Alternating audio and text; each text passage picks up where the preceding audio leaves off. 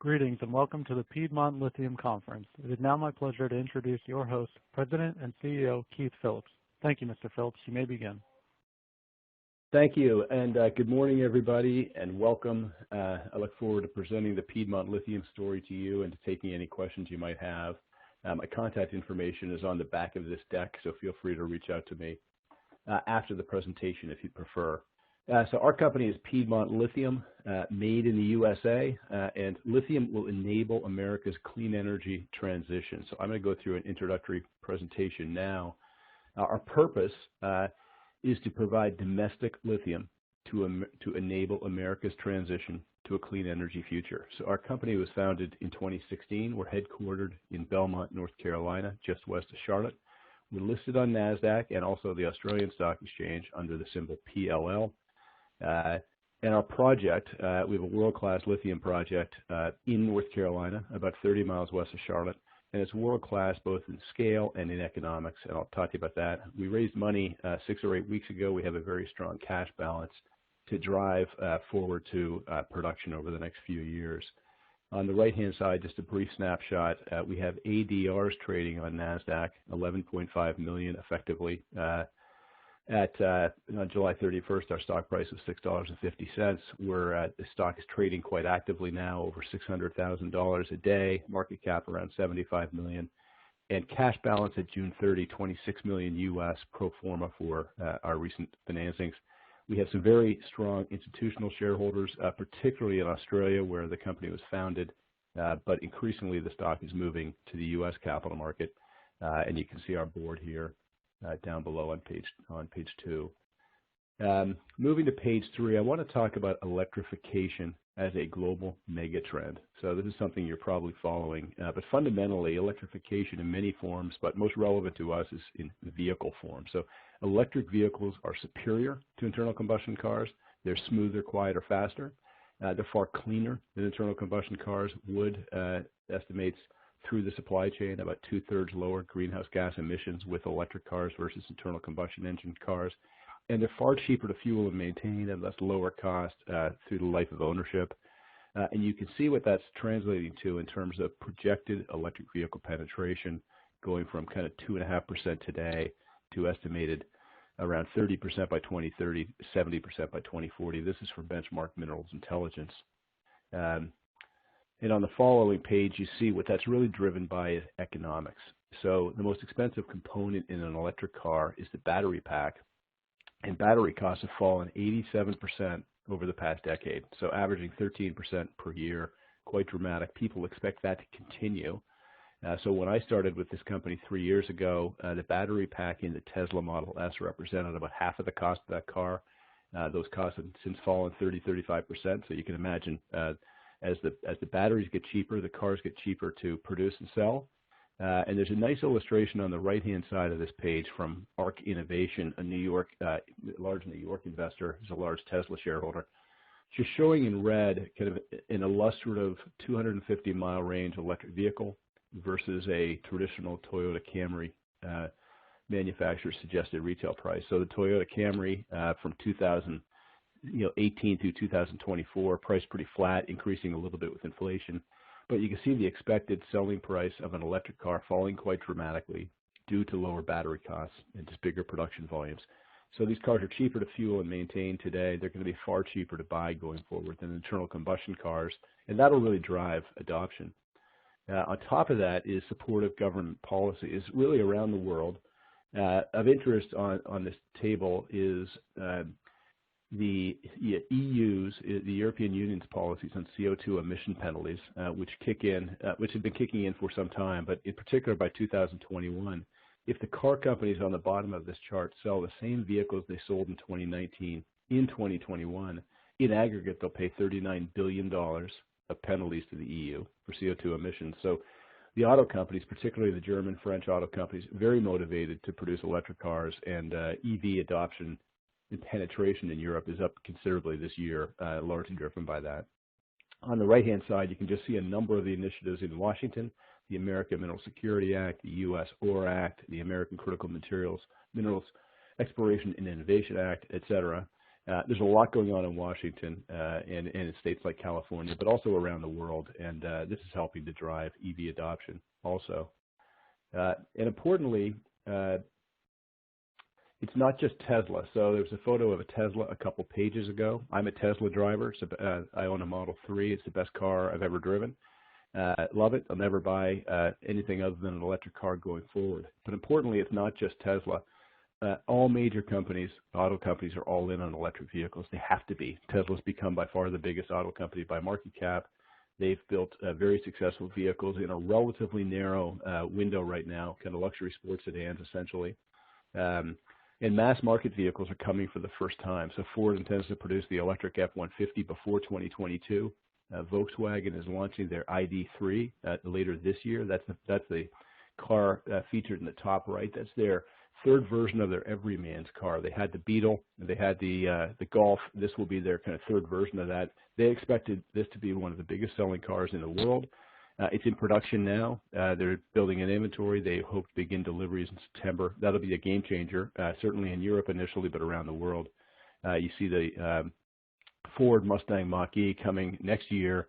Rivian, which is a private American company, bringing a series of trucks and SUVs starting in 2022. Porsche brought their Taycan to the market this year.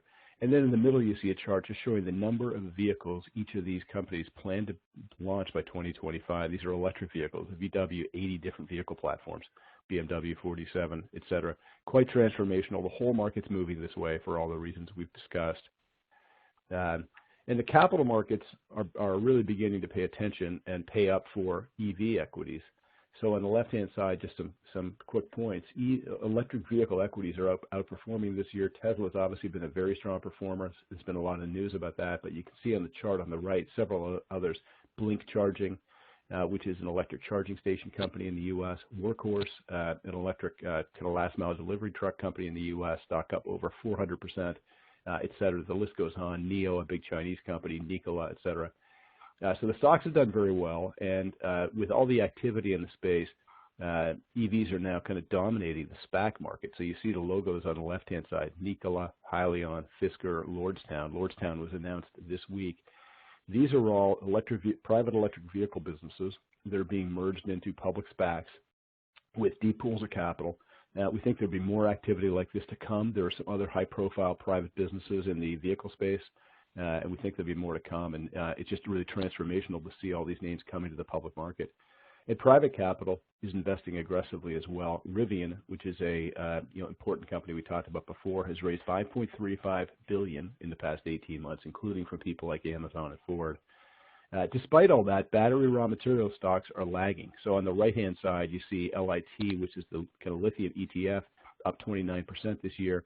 That includes Tesla. So if you took out Tesla, it would be far less. And I think importantly, with the markets paying up for EV equities, it's important to understand you can't have electric vehicles without lithium. And in my own view, kind of as night follows day, as EV penetration goes up, lithium demand will follow, and lithium equities, I think, are poised for a very strong recovery. So in the subtitle here, you see lithium, the irreplaceable element of the electric era. That's from Volkswagen in a publication they put out last year. Again, you can't have an electric vehicle without a battery. The batteries are all lithium-ion batteries. There are several different cathode materials, chemistries that are used in these batteries, but fundamentally they all include lithium in similar amounts. They do mix the lithium with other materials, whether it's nickel or cobalt or iron, et cetera. So there are different formulations, but lithium is the one common denominator. And as you can see in the chart at the bottom from Benchmark Mineral Intelligence, lithium demand is expected to grow very dramatically. And lithium hydroxide, there are two major lithium chemicals, lithium carbonate and lithium hydroxide. Lithium hydroxide in red is expected to grow most dramatically, 21% CAGR for the next 20 years, very dramatically. And hydroxide shortages are expected by 2023. Couple important things. The reason hydroxide growth is growing more, and I talked about different cathode chemistries, to the extent a car company wants to maximize the range of its vehicle, the driving range, they need more energy density in the battery, more range per kind of size of battery, if you will. And there's at a point where you introduce more nickel to get more range or energy density, you have to begin to use lithium hydroxide rather than carbonate. Tesla, VW, Ford, the big car companies that want to build longer range vehicles for American and European markets in particular will be using hydroxide in the vast majority of their batteries. That's what we'll produce. Currently, 80% of the world's hydroxide comes from China, and we aim to be a domestic supplier to replace some of that market. Importantly, there are different, lithium is a somewhat opaque business, but you have lithium hydroxide and carbonate, and similarly, you have different feedstocks that can produce either one. So the two most common are spodumene, which is a mineral that is quarried like you'd see in any major urban area, and the other is brine. Brine deposits are just what they sound like. They're salty. In the Atacama Desert in Chile and Argentina, you take essentially salty water, you pump it to the surface, you evaporate the water in evaporation ponds, and you're left with lithium salts that are converted into lithium carbonate. But spodumene is the preferred feedstock by some important German auto companies, VW and BMW, both made that point in 2019, preferred in part for commercial reasons, in part for environmental sustainability reasons. There is some concern, or some people have real concern about the brine activity in the Atacama, which is the world's driest desert, and for that reason, among others, spodumene is expected to be kind of a growing source for kind of lithium going forward. We have a large spodumene deposit in North Carolina. That's very good news for us. On the right-hand side of the page, you see spodumene is also the low-cost source for lithium hydroxide, and that's something you can dwell on at your leisure. We're located in western North Carolina, 30 miles west of Charlotte. This is a famous kind of illustrious old lithium belt that's been active for 60, 70 years. But importantly, we're in Auto Alley, surrounded by important U.S. car companies, growing battery companies, cathode capacity, et cetera. This is a very unique map. There aren't many places in the world where you can have a major lithium deposit, major lithium business surrounded by important car companies and battery companies. Most of the world's lithium comes from places like Australia and Chile, probably 75% in total. They don't have, there's not a single car company in either of those countries. So this is a uniquely appealing place to be. And in North Carolina, we have some very big advantages. So it's a low-cost operating environment, as you would know. Infrastructure is truly first world, very low-cost power and gas, deep lithium processing talent pool. So in our region, there's been over 50 years of lithium processing done. That's unique. There's nowhere else in the English-speaking world where that's the case, lithium chemical production. So there's a deep talent pool in the area. Obviously, we have low tax rates in the U.S., and we don't have the value-added taxes the Chinese have when they export material, so that's an important competitive advantage. And we're very close to major car markets. The next slide is a little bit more zoomed-in view of kind of where we are. So on the map, you see a green belt that's called the Carolina Tin Spodumene Belt. It's one of the most important lithium belts in the world. And on the right-hand side, you see a couple photographs of two old mines that operate here from the 1950s through the 1990s. One was owned by a company called Livent, trading on the New York Stock Exchange. The other was owned by what is now Albemarle. Those mines were both largely depleted and shut down as those companies moved to South America to operate brine deposits, but the chemical plants that are on this belt are still there. We intend to build a new mine in this region and also our own chemical plant on this belt, and it's all shown there. It's a unique, it's an ideal place given the proximity to a city like Charlotte and the great infrastructure and the important mineral belt. We have two complementary development scenarios. So to be clear, we're not yet producing. We're advancing this project toward a construction decision next year. The graphic you see in the middle is a schematic of what the chemical plant would look like to produce lithium hydroxide at Kings Mountain, North Carolina. And we can and plan to feed that chemical plant in two different ways. On the left-hand side in red, you see what we call the merchant project. This is where we would produce lithium hydroxide using spodumene we ship in from other producers around the world. There's a lot of spodumene. It's not rare. There's a lot of production today in Australia, but there are big future producers in Quebec, in Brazil, in parts of Europe and Africa. We're confident we can do that. And this is really what the Chinese do right now. They import spodumene from others into China, produce lithium hydroxide. We believe we can do that in the U.S. on a very competitive basis.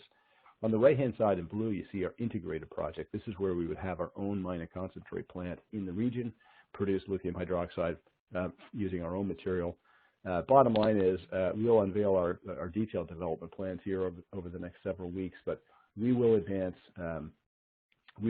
both on an integrated and merchant business, and we think build a big lithium hydroxide business here in North Carolina.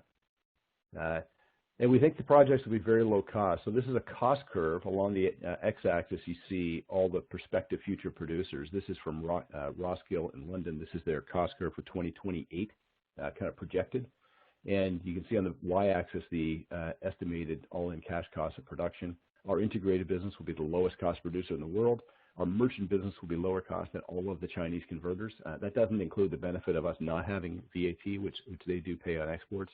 And we believe fundamentally would be very low cost because of low power and gas costs, fantastic infrastructure, et cetera. It's just a great place to operate. And it begs the question, where would you rather be if you were building a business like this? So Chile and Argentina and Australia are where most of the raw material is. Probably 85% of the raw lithium in the world comes from these three markets, and they're prolific mining countries, and there's some good activity there. But Chile has 40% royalties. They have what is termed the war for water, which is a real environmental concern down there in these brine operations. Argentina, you're well aware of the difficulties the Argentinian economy has, it seems, periodically. Australia is a great mining country, but it's not low cost. They tend to have high cost power, transport, a relatively small population, so labor shortages can persist, et cetera. Not a great place to build a downstream business either. And China, while dominant today, has to import most of their raw materials to produce lithium. They don't have the quality of raw materials, say, that we have. While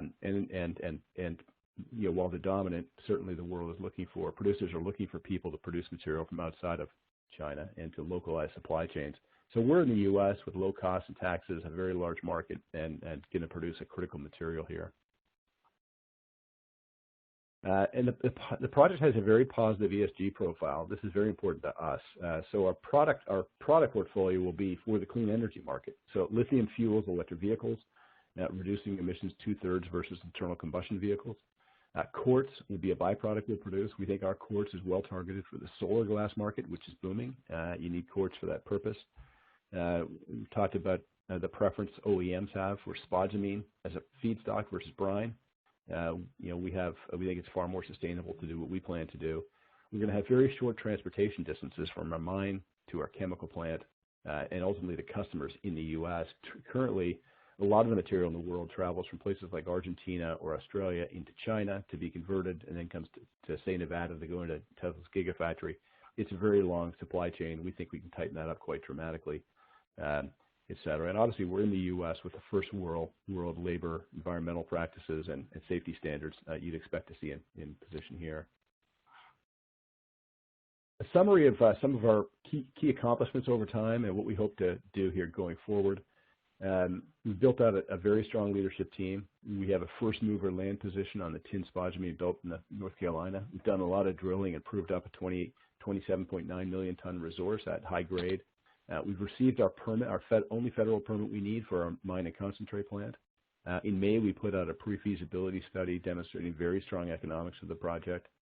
We proved through some bench scale test work, very good results of producing battery quality lithium hydroxide. And we raised money in the U.S. in June to fund ourselves through the construction decision. So going forward, we're going to permit the Kings Mountain chemical plant site. We're actually looking to secure a second chemical plant site in the region so we can build the business up bigger. We do expect to appoint a financial advisor to help drive us to project financing and strategic partnerships. We'll do that soon. We're negotiating marketing agreements with people who might supply us spodumene, but also people who would buy our lithium hydroxide. And those would be car companies, battery companies, cathode companies, and people who would buy our byproduct, quartz feldspar, mica. We expect news on all those fronts this year. We expect to complete a definitive feasibility study on our project and secure project financing in Q2 2021 so we can lead the production, lead a construction decision from there. On the right-hand side, you just see a chart, looking at Piedmont at a roughly 75 million market cap versus some peers, Ioneer, Kidman, which is an Australian company that's since been acquired, Lithium Americas, which we think is an important comp. They're listed on the New York Stock Exchange, really good company, well managed. We're very envious of the scale of their market cap and debt. We think there's an opportunity for us to kind of close that gap. We don't think they're overvalued. We think we're dramatically undervalued. and that's a big opportunity for us going forward. The last slide I'll finish on before we move to questions, if there are any, is just to summarize kind of key investment highlights. So first of all, the market fundamentals for lithium are very positive. Electric vehicle demand is growing dramatically, and lithium is the irreplaceable element of the electric era. You cannot have EVs without lithium. Lithium demand has to grow to feed that EV demand. Hydroxide from spodumene is what we'll produce. Again, there's lithium carbonate or hydroxide, and there's spodumene versus brine. The sweet spot right now is to produce hydroxide from spodumene. The growth in hydroxide will be far quicker than for carbonate, and spodumene is the preferred feedstock. We have the only spodumene project in the United States. We're ideally located just west of Charlotte, where there's a lot of history of kind of lithium production, and we believe will provide a USA alternative to the current Chinese dominance, roughly 80% of the hydroxide market. The project is very large and world-class, both in terms of economics and scale. And the business model is scalable. This is very important. There are some other really nice lithium projects around the world, including in the western U.S. They're not as scalable as our project in that they're not using spodumene, which is readily available from other producers around the world. We think our business could grow considerably with the EV market over time as we grow our resource, but also as we process other people's material. That's important. Economics are fantastic. The NPV in our merchant pre-feasibility study, $714 million, IRR 26%. For the integrated, similar IRR, but even higher NPV, given the lower cost of being an integrated producer. But the stock we think is cheap. We're trading at less than 10% of those NPVs, and we have $26 million of cash kind of to drive forward to a construction decision. So with that, if anyone has any questions, I see one here so far. It says, what is the time to domestic production of lithium? So, you think about projects like this, they generally take a decade or so from inception to production. So this is a really good question. And we're moving far more quickly just given the strong demand for lithium. So we started in 2016. We're now 4 years later in 2020. We expect to be producing and cash flowing in 2023 and beginning to grow from there. So the next 12 months will be focused on getting ready to build the project. Then the middle of 2021, we hope to be financed and building the project, starting it up in 2023, kind of ramping it up over a 12-plus month period. But revenue in 2023 and revenue growth dramatically from there. And so I appreciate that question.